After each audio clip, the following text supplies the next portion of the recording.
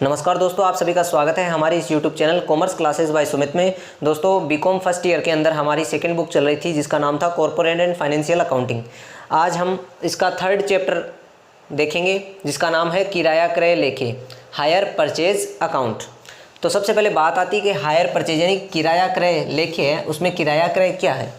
आज के जो कम्पिटिटिव वर्ल्ड है, कम्पिटिटिव युग है, जिसके अंदर हर एक व्यापारी, हर एक विक्रेता यह चाहता है कि उसका जो माल है, उसके जो माल है यानी जो विक्रय है उसमें वृद्धि हो। तो उसमें वृद्धि के लिए वो क्या करेगा, नगद के साथ साथ उधार में भी उस चीज़ का विक्रय करेगा। यानी कि आज के जो कम्पिटिटिव वर्ल्ड में विक्रय की वृद्धि के लिए विक्रेता नगद बिक्री के साथ साथ उधार विक्रय भी करेगा। इस उधार बिक्री के स्वरूप को ही हम किराया क्रय पद्धति के नाम से जानते हैं। इसका एक नया स्वरूप है किराया क्रय पद्धति, जिसके अंदर जो खरीदने वाला क्रेता होता है, जो वस्तु खरीदता है क्रेता, उसको जो वस्तु जो वह उसने परचेज की है वस्तु, तो उस वस्तु की जो सुपुर्दगी है वो विक्रेता करता है। लेकिन इस वस्तु के ऊपर इस क्रेता का पूरा स्वामित्व नहीं रहता, क्योंकि यह क्रेता वस्तु को किस्त में खरीदता है, किस्तों में लेता है। और जो अंतिम किस्त होती है उससे पहले की जितनी भी किस्त होती है उन सभी तक इस क्रेता का कोई स्वामित्व नहीं रहता। जब अंतिम किस्त का यह भुगतान कर देता है क्रेता, तो वह वस्तु पूर्णतया इसके अंडर में आ जाती है, यानी कि उस वस्तु की पूरी सुपुर्दगी इसके अंतर्गत आ जाती है। तो उसे ही हम किराया क्रय लेखे कहते हैं कि किराए पर किसी वस्तु को लेना, उसे हम किराया क्रय कहते हैं। अब इसके अंदर क्या है, कुछ ये जो मीनिंग्स हैं वो आपको ध्यान में होने चाहिए। पहला है कैश प्राइस, रोकड़ी मूल्य, हायर परचेज प्राइस, किराया क्रय मूल्य, डाउन पेमेंट, तुरंत भुगतान, हायर परचेजर, किराया क्रेता, हायर वेंडर, किराया विक्रेता, डिटेल्स ऑफ इंस्टॉलमेंट, किस्तों का विवरण। आइए अब बात करते हैं सीधे एग्जाम्पल की। एक एग्जाम्पल है, देखिए 1 अप्रैल 2013 को एक्स ने वाई से एक कार किराया क्रय आधार पर खरीदी।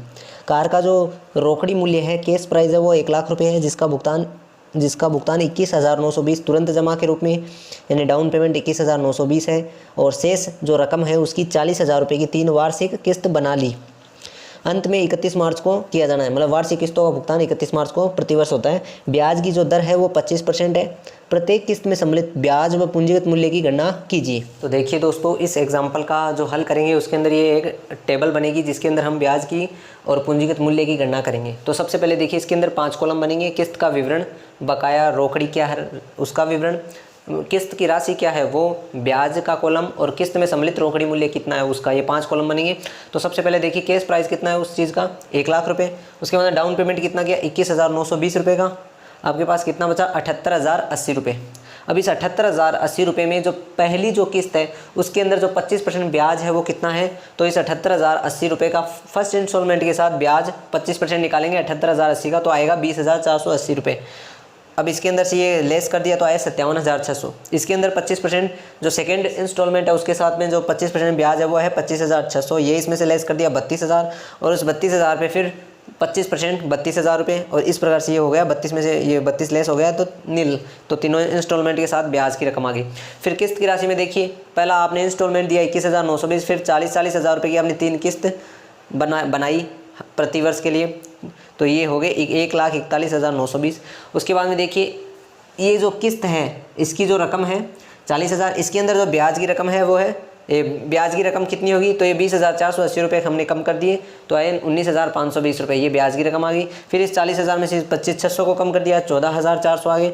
इस 40,000 में से 32,000 कम किए तो 8,000 रुपये। इस प्रकार से टोटल 41,920 रुपये का आपका ब्याज बना।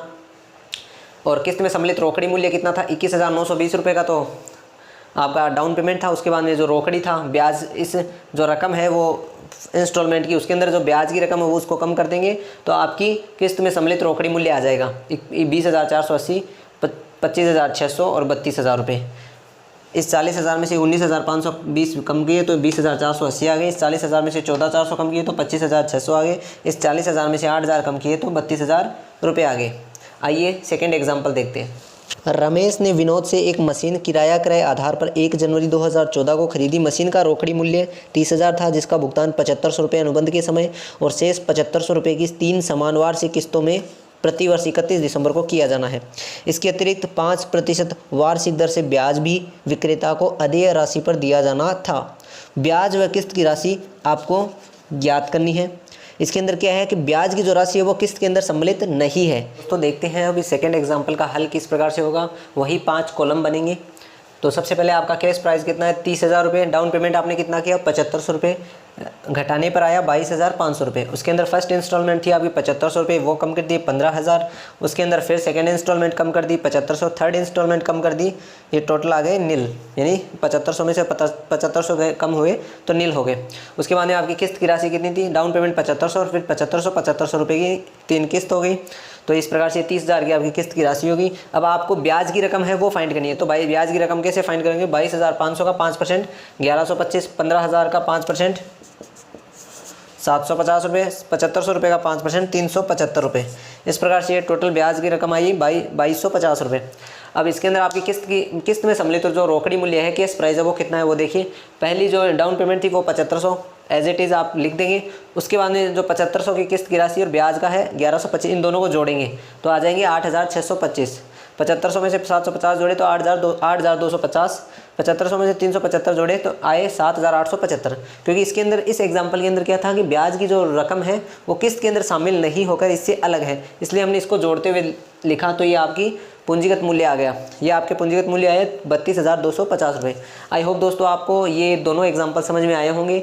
वीडियो को लाइक कर देना और चैनल को सब्सक्राइब कर देना। मिलते हैं नेक्स्ट वीडियो में, तब तक के लिए जय हिंद।